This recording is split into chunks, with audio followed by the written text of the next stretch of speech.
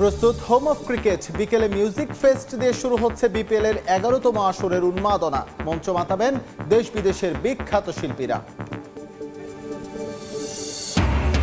কাল সিলেটে NCL T20 final. সেরা ক্রিকেট খেলতে চায় দুদল। শিরোপা নির্ধারণী ম্যাচে মাঠে দর্শক উপস্থিতির প্রত্যাশা। চূড়ান্ত হলো আইসিসির চ্যাম্পিয়ন্স ট্রফির সূচি। দুবাইয়ে টিম ইন্ডিয়ার বিপক্ষে ম্যাচ দিয়ে 20 ফেব্রুয়ারি আসর শুরু করবে বাংলাদেশ। 23 ফেব্রুয়ারি পাকিস্তান ভারত মহারণ।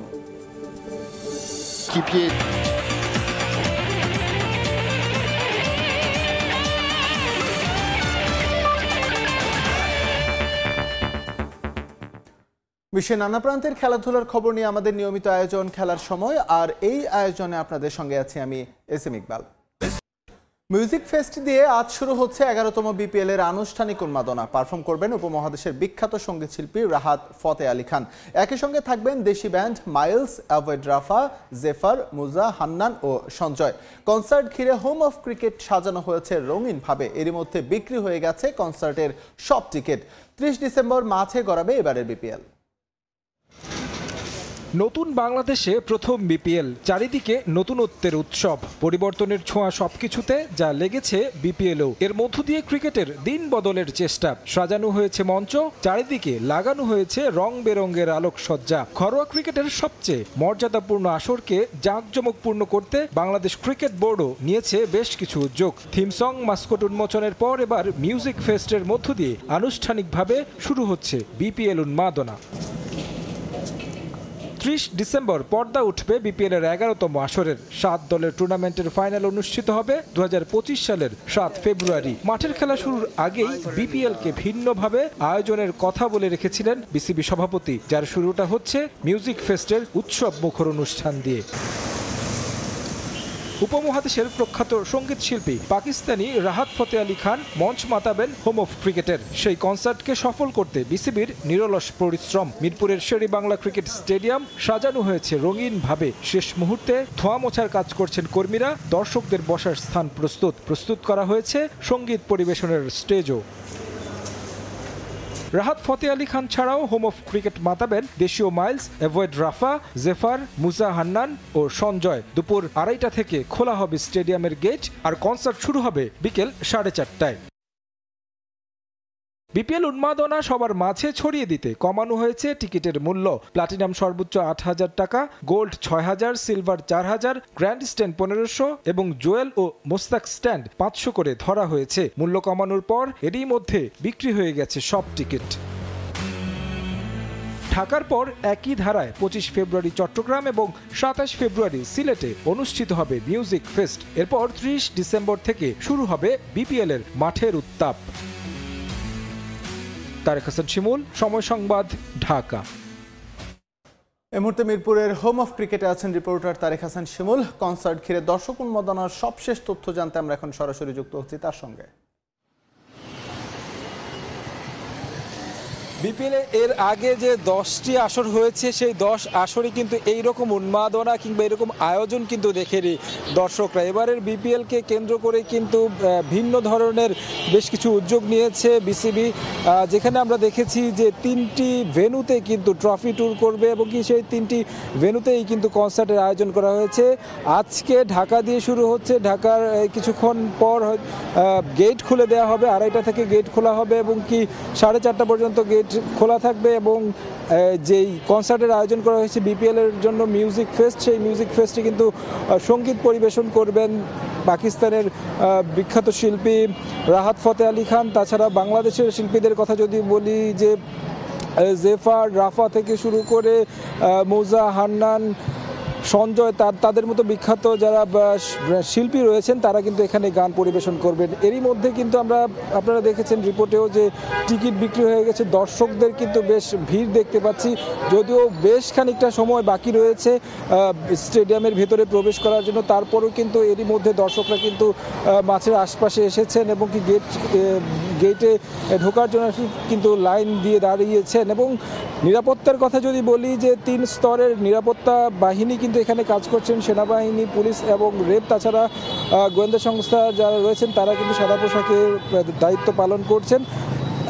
কনসার্ট উপলক্ষে কিন্তু এই স্টেডিয়ামের সামনের যে এই রাস্তাটি রয়েছে সেই রাস্তাটি বন্ধ করে রাখার কথা ছিল, এখন পর্যন্ত খোলা আছে। যারা আসলে এই রাস্তা দিয়ে আসলে চলাচল করতে চান এখন পর্যন্ত যেতে পারবেন, হয়তো বা যে 2:30টার পর থেকে গেট খোলা হবে সেই সময় হয়তো বা এই রাস্তাটিকে বন্ধ করে দেওয়া হবে। পাশাপাশি যদি বলি যে বিসিবির এই আয়োজনকে কেন্দ্র করে ভেতরের যে পরিস্থিতি সেখানে কিন্তু দারুণভাবে সাজানো হয়েছে, এবং কি আমরা দেখেছি বিভিন্ন ধরনের আলোকসজ্জার ব্যবস্থা করা হয়েছে, বিভিন্ন ধরনের ব্যানার, ফেস্টুন, বিপিএলের যে দলগুলো রয়েছে সেই দলগুলোর লোগো থেকে শুরু করে প্লেয়ার যাদেরকে সাইনিং করছেন তাদের ছবি সম্মিলিত বিভিন্ন ধরনের ব্যানার, পোস্টার কিন্তু আমরা দেখতে পাচ্ছি স্টেডিয়ামের চারপাশ দিয়ে। পাশাপাশি দর্শক অনেকের সঙ্গেই কথা বলেছি যে এই আসরকে কেন্দ্র করে মাঠের বাইরের যে উন্মাদনা তারা দেখছেন, দলগুলোর ভেতরে যে ধরনের উন্মাদনা আসলে তৈরি হয়েছে সেটা কিন্তু অন্যান্য সব আসরকে ছাপিয়ে যাবে, এবং কি বিপিএলকে নিয়ে সবার যেই প্রত্যাশা সেই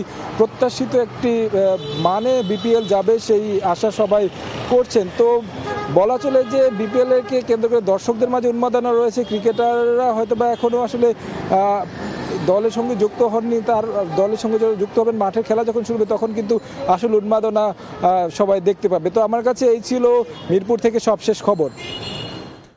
তারেক হাসান শিমুল আমাদের সঙ্গে যুক্ত হয়েছিলেন মিরপুর থেকে, জানাচ্ছিলেন বিপিএল মিউজিক ফেস্ট নিয়ে দর্শক উন্মাদনার সবশেষ তথ্য। ওয়েস্ট ইন্ডিজ সফর শেষে আজও 2 ধাপে দেশে ফিরেছেন বাংলাদেশ ক্রিকেট দলের 6 সদস্য। প্রথমে সকাল 8:45টায় ফ্লাইটে দেশে আসেন শামীম পাটোয়ারি ও সৌম্য সরকার। এর 1 ঘন্টা বাদে পরের ফ্লাইটে দেশে ফেরেন রিশাদ হোসেন, রিপন মণ্ডল, তানজিম সাকিব ও শেখ মেহেদী।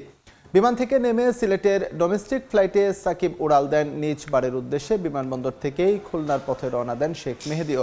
এছাড়া আজ বিকালে দেশে ফেরার কথা রয়েছে উইন্ডিজ সিরিজে টি-20 দলের অধিনায়ক লিটন দাসের। এর আগে গতকাল 2 ধাপে দেশে এসেছেন তাসকিন, জাকির, নাহিদ রানা সহ মোট 7 ক্রিকেটার ও সহকারী কোচ সালাউদ্দিন।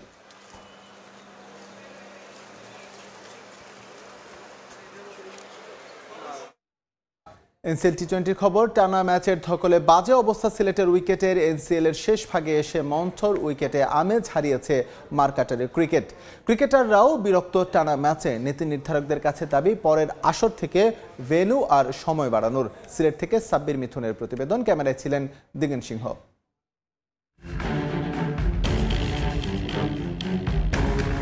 এনসিএল এর লঙ্গার ভার্সন, মেয়েদের সিরিজ, এরপর টি-20।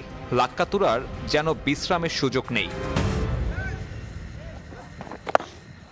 হাই স্কোরিং ম্যাচের কারণে সিলেট আন্তর্জাতিক ক্রিকেট স্টেডিয়াম টি-20 হিসেবে বড় আশীর্বাদ। তবে সাম্প্রতিক সময়ে যেভাবে ব্যস্ত সময় কাটাচ্ছে এই ভেন্যু, তাতে বিরক্ত ক্রিকেটাররাই। ওয়ার্কলোডের তো একটা বিষয় আছে, প্লেয়ারদের ক্ষেত্রেও যেমন যে আপনি টানা ম্যাচ খেললে একসময় যে বডি আর ওইভাবে সাপোর্ট দিতে পারে না, সেই উইকেটের ক্ষেত্রেও আপনি যদি খেয়াল করেন যে অনেক ঘন ঘন ম্যাচ হয়েছে, উইকেটও রেস্ট পায়নি, প্লেয়াররাও রেস্ট পায়নি।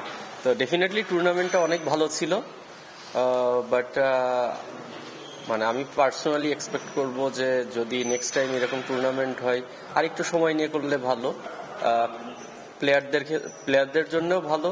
সেম যেমন উইকেটের কথা বললেন যে অতিরিক্ত খেলার কারণে কিন্তু উইকেটও আর ওই সাপোর্টটা দিতে পারছে না। প্রথম দিকে যেমন হাই স্কোরিং ম্যাচ হচ্ছিল, ওইটা আস্তে আস্তে কিন্তু হয়ে গেছে। কোয়ালিফায়ার পর্বের 3 ম্যাচই লো স্কোরিং। শুরুর মতো রান উৎসব নেই মারকাটারি ক্রিকেটও। পেসারদের বদলে উইকেটে ছড়ি ঘোরাচ্ছেন স্পিনাররা। দ্বিতীয় কোয়ালিফায়ারে ম্যাচ সেরা রকিবুল নিজেও মেনে নিয়েছেন সে সত্যতা। উইকেটটা মনে হয় শুরুতে একটু টিকে ছিল যখন আমরা ব্যাটিং করছি, বাট যখন আমি বোলিং করা শুরু করছি তখন মনে হয় না টিকে ছিল, কারণ আমার ভালো ভালো বল বিজয় ভাই কাবার প্রতি মেরে দিচ্ছিল। যদি ট্রিক হয়ে যায় তাহলে উনি মারতে পারতো না। আর আমার প্রথম ওভারে মাথায় প্রতি ম্যাচে কাজ করে আমি কত কম রান দিয়ে বেরিয়ে যাবো আর আমার ভেরিয়েশন গুলো ভালো এক্সিকিউট করতে পারছি। ফাইনালের আগে অবশ্য সিলেটের ভেন্যু বিশ্রাম পাচ্ছে একদিন। গ্রাউন্ডসম্যানদের দক্ষতায় এই অল্প সময়ে কতটুকু প্রাণ ফিরে পায় এই উইকেট, সেটাই এখন দেখার বিষয়।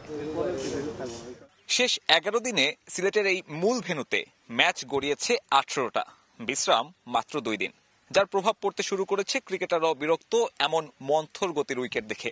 দর্শকরাও বিরক্ত হচ্ছেন। বিসিবি এবারের এই অভিজ্ঞতা কাজে লাগিয়ে পরবর্তী আসর থেকে সময় এবং ভেন্যু বাড়াবে কিনা সেটাই এখন দেখার বিষয়। সিলেট আন্তর্জাতিক ক্রিকেট স্টেডিয়াম থেকে সাব্বির মিথুন, সময় সংবাদ, সিলেট। এনসিএল টি20-র ফাইনালে কাল মুখোমুখি হবে ঢাকা মেট্রো রংপুর বিভাগ। এই মুহূর্তে সিলেট আন্তর্জাতিক স্টেডিয়ামে আছেন রিপোর্টার সাব্বির মিথুন। দু দলের অনুশীলনের সবশেষ তথ্য জানতে আমরা এখন সরাসরি যাচ্ছি সাব্বিরের কাছে। 8 দলের যে বিভাগীয় শ্রেষ্ঠত্বের লড়াই, সেই এনসিএল টি20-র এখন একেবারে শেষ ভাগ, অর্থাৎ ফাইনালের অপেক্ষা, যেখানে ঢাকা মেট্রো এবং রংপুর বিভাগ, যদি আপনি টুর্নামেন্টটা ফলো করে থাকেন তাহলে আপনি জানেন যে এই দুই দলই টুর্নামেন্টের শুরু থেকে টিম পারফরমেন্স যেটাকে বলে, অর্থাৎ দলগত প্রচেষ্টায় যে ফাইনালে ওঠা, সেটা এখন পর্যন্ত সব থেকে ভালোভাবে করে দেখিয়েছেন। এবং এই দুই দলে আসলে ফাইনালে ডিসাইড করবে যে আসলে এই টুর্নামেন্টে তাদের মধ্যেও সেরা কারা আর কি। এখন পর্যন্ত ঢাকা মেট্রো এবং রংপুর বিভাগ এই টুর্নামেন্টে একবার করেই হেরেছে, এবং সেই একবার তাদেরকে হারের স্বাদ দিয়েছে প্রতিপক্ষ রংপুর অথবা ঢাকা মেট্রো। অর্থাৎ এই দুই দলের কাছে ছাড়া অন্য কারো কাছে হারেনি।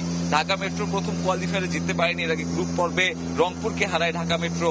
সব মিলিয়ে বলা যায় নাইম শেখ অথবা আকবর আলীর দলরা কিন্তু সব থেকে বেশি প্রস্তুত হয়েই যোগ্য দল হিসেবে ফাইনালে উঠে এসেছে, এবং সেই ফাইনালে শেষ পর্যন্ত কারা শিরোপার মুকুটটা মাথায় তুলে ধরে সেটাই কিন্তু এখন দেখার বিষয়। তার আগে এই সিলেট আন্তর্জাতিক ক্রিকেট স্টেডিয়ামে পেশাদার আর 10টা টুর্নামেন্টের মধ্যেই টুর্নামেন্টের যে শিরোপা, সেই ট্রফি নিয়ে দুই টিম যে ক্যাপ্টেন, তাদের ক্যাপ্টেন্স মিট ছিল, সেই ক্যাপ্টেন্স মিটে একে অন্যের সাথে কুশল বিনিময় করেছে, যেখানে ঢাকা মেট্রোর জন্য কিছুটা ব্যস্ততা বেশি বলা চলে, কারণ গতকালকেই তার এলিমিনেটর খেলেছে, আজকে একটা দিন বিরতি ছিল, আগামীকালকে ফাইনালের জন্য খেলতে হবে। রংপুর বিভাগের জন্য কিন্তু 2 দিনের একটা বিরতি ছিল।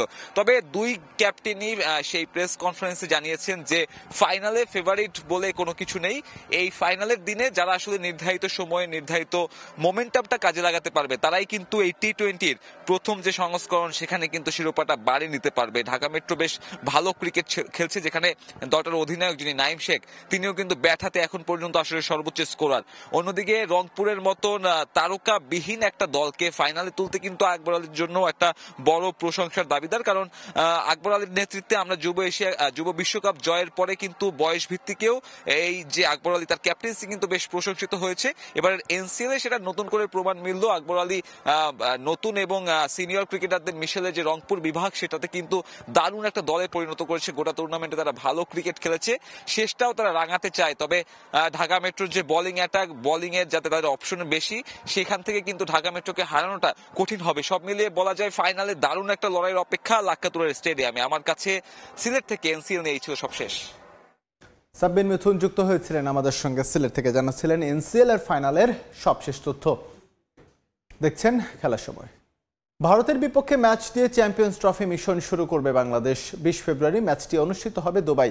লাল সবুজদের পরের দুটি ম্যাচ যথাক্রমে নিউজিল্যান্ড এবং পাকিস্তানের বিপক্ষে 24 ও 27 ফেব্রুয়ারি। দুটো ম্যাচই অনুষ্ঠিত হবে রাওয়ালপিন্ডিতে। 19 ফেব্রুয়ারি নিউজিল্যান্ডের বিপক্ষে ম্যাচ দিয়ে শুরু হবে টুর্নামেন্ট, আর ফাইনাল হবে 9 মার্চ। চ্যাম্পিয়ন্স ট্রফির জন্য কতটা প্রস্তুত বাংলাদেশ, এমন প্রশ্ন উঠলে আশার পালে খুব একটা হাওয়া লাগার কথা নয়, কারণ আগামী বছরের শুরুতে এই টুর্নামেন্টের আগে আর কোনো ওয়ানডে ম্যাচ নেই লাল সবুজের। ক্যারিবিয়ানদের বিপক্ষে সবশেষ সিরিজে ওরা হয়েছে হোয়াইট ওয়াশ। সেই স্মৃতি নিয়েই হট ফেভারিট ভারতের বিপক্ষে ম্যাচ দিয়ে আসর শুরু করবে বাংলাদেশ। বহু নাটকীয়তার পর অবশেষে চ্যাম্পিয়ন্স ট্রফির সূচি ঠিক করতে পেরেছে পিসিবি। 19 ফেব্রুয়ারি করাচিতে নিউজিল্যান্ডের বিপক্ষে উদ্বোধনী ম্যাচ খেলবে পাকিস্তান। পরের দিনই মাঠে নামবে বাংলাদেশ। শুরুতেই হাইব্রিড মডেলের ফরম্যাটে পড়েছে লাল সবুজ, তাই ভারতের বিপক্ষে শান্তদের এই ম্যাচ হবে দুবাই। ম্যাচ শেষ করে পরদিন পাকিস্তান চলে যাবে বাংলাদেশ। গ্রুপ পর্বের পরের দুটি ম্যাচ অনুষ্ঠিত হবে রাওয়ালপিন্ডিতে। 24 ফেব্রুয়ারি নিউজিল্যান্ডকে সামলাবে ফিল সিমন্সের দল। এই গ্রুপে বাংলাদেশের অপর প্রতিপক্ষ পাকিস্তান। একই ভেন্যুতে এই ম্যাচটি মাঠে গড়াবে 27 ফেব্রুয়ারি। চ্যাম্পিয়ন্স ট্রফির সূচি বলছে ক্রিকেট সুপার ক্লাসিকো অনুষ্ঠিত হবে 23 ফেব্রুয়ারি। ভারত পাকিস্তান মহারণ অনুষ্ঠিত হবে দুবাই। একই ভেন্যুতে নিউজিল্যান্ড টিম ইন্ডিয়া ম্যাচ দিয়ে শেষ হবে গ্রুপ পর্বের আনুষ্ঠানিকতা।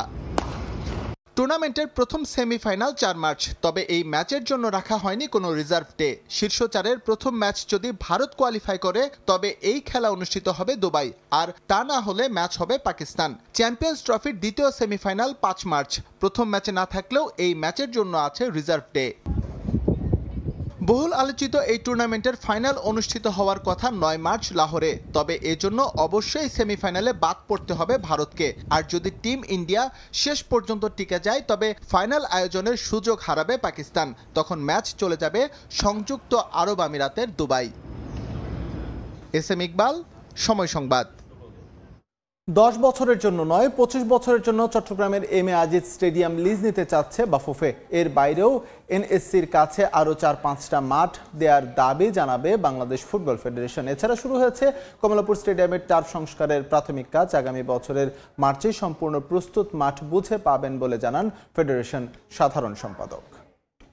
এম এ আজিজ স্টেডিয়ামটা অলরেডি 10 বছরের জন্য বাফুফেকে লিজ দিয়ে দেওয়া হয়েছে। বঙ্গবন্ধু স্টেডিয়ামের সংস্কার কাজ শুরু হওয়ার পর থেকেই একটা মাঠের জন্য কতই না হাহাকার করেছে বাংলাদেশ ফুটবল ফেডারেশন। তবে অবশেষে ক্রীড়া উপদেষ্টার এমন ঘোষণার পর কিছুটা তৃপ্তির ঢেকুর বাফুফে কর্তাদের কণ্ঠে। চট্টলায় ফিরছে দেশের ফুটবল, যে মাঠ কমাস আগেই পর্যবেক্ষণ করেছিলেন আসিফ মাহমুদ। যদিও 10 বছরের জন্য নয়, এম এ আজিজ স্টেডিয়াম আরো বেশি সময়ের জন্য পেতে চায় ফেডারেশন, দেখতে চায় আধুনিক রূপে। আমাদের মন্ত্রণালয়ের প্রতি রিকোয়েস্ট রয়েছে এটা যেন কমপক্ষে 25 বছর দেওয়া হয়, বিকজ হচ্ছে আমাদের পাশে যে টার্ফ রয়েছে বাফুফের টার্ফ প্লাস হচ্ছে কমলাপুর টার্ফ, এটা 25 বছরের জন্য আমাদের লিজ দেওয়া হয়েছে। আধুনিক কিভাবে একটা স্টেডিয়াম, ফুটবলের জন্য আধুনিক স্টেডিয়াম হয়, আমরা সেই অনুযায়ী আসলে বোর্ড মিটিংয়ে সিদ্ধান্ত নিয়ে আমরা সেই বাস্তবায়নের জন্য কাজ করব। চাপ কমাতে এবারের ঘরোয়া ফুটবল লিগের ভেন্যু তালিকায় যুক্ত হয়েছে গাজীপুর স্টেডিয়ামের নাম। তবে সেই মাঠ দেখলে চক্ষু চরক গাছ হবে যে কারো। কিংস অ্যারেনা বাদে বাকি ভেন্যুগুলোরও বেহাল দশা, তাই এনএসসির কাছে এবার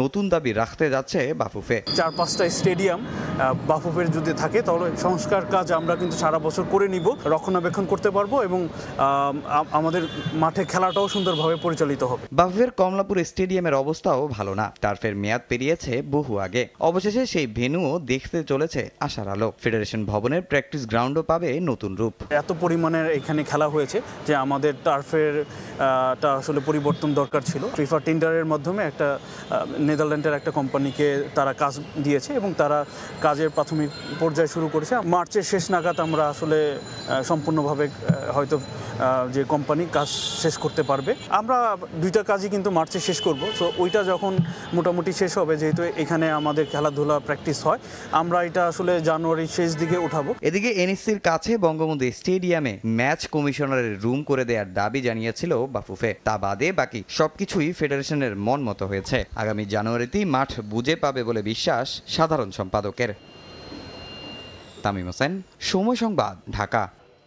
খেলার সময় রুদ্ধশ্বাস ফাইনালে মহিবুল হাসান রিফাতকে 12-13 ব্যবধানে হারিয়ে জাতীয় 9 বল পুল টুর্নামেন্টে চ্যাম্পিয়ন হয়েছে আব্দুল্লাহ সাগর।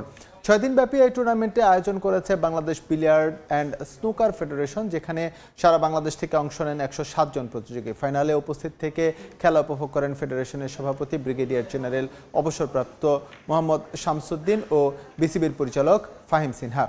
ফাইনাল শেষে বিজয়ীদের মাঝে পুরস্কার তুলে দেন ফেডারেশন সভাপতি ও বিসিবি পরিচালক। দীর্ঘদিন পর এমন টুর্নামেন্ট আয়োজনে উচ্ছ্বসিত খেলোয়াড়রা। এই খেলাকে বিভাগীয় পর্যায়ে ছড়িয়ে দিতে চান ফেডারেশনের সভাপতি, যার জন্য সরকার ও পৃষ্ঠপোষক প্রতিষ্ঠানগুলোকে এগিয়ে আসার আহ্বান জানান তিনি।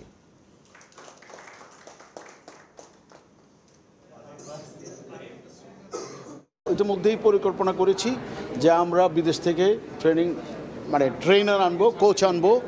কোচ এনে আমরা চেষ্টা করব যে এই আমাদের প্লেয়ারদেরকে ট্রেন করার জন্য, যাতে করে ওরা বিশ্বের সব দেশে গিয়ে ভালো করতে পারে এবং প্রতিযোগিতায় তাদের সাথে কম্পিটিশন করতে পারে। আরও ব্যাপকভাবে এটাকে জনপ্রিয় করার জন্য, খেলোয়াড়দেরকে প্রশিক্ষিত করার জন্য আমাদের আসলেই অর্থের দরকার। সো এই অর্থের জন্য আপনারা যে ভূমিকাটা পালন করতে পারেন, এই ভূমিকার উপর নির্ভর করা বিজনেসম্যানরাও বা প্রতিষ্ঠানগুলো, কর্পোরেট হাউসগুলো আগিয়ে আসবে। সমগ্র বাংলাদেশে খেলাটা ছড়িয়ে দিতে চাই, আমাদেরকে ঢাকা চিটাগংয়ের বাইরে যেতে হবে। খেলার সময় শীর্ষ সংবাদগুলো জানিয়ে দিচ্ছি আরেকবার। প্রস্তুত হোম অফ ক্রিকেট। বিকেলে মিউজিক ফেস্ট দিয়ে শুরু হচ্ছে বিপিএল এর 11তম আসরের উন্মাদনা। মঞ্চ মাতাবেন দেশ বিদেশের বিখ্যাত শিল্পীরা। কাল সিলেটে এনসিএল টি20 ফাইনাল। সেরা ক্রিকেট খেলতে চায় দু দল। শিরোপা নির্ধারণী ম্যাচে মাঠে দর্শক উপস্থিতির প্রত্যাশা। এবং চূড়ান্ত হলো আইসিসি চ্যাম্পিয়ন্স ট্রফির সূচি। দুবাইয়ে টিম ইন্ডিয়ার বিপক্ষে ম্যাচ দিয়ে 20 ফেব্রুয়ারি আসর শুরু করবে বাংলাদেশ। 23 ফেব্রুয়ারি পাকিস্তান ভারত মহারণ।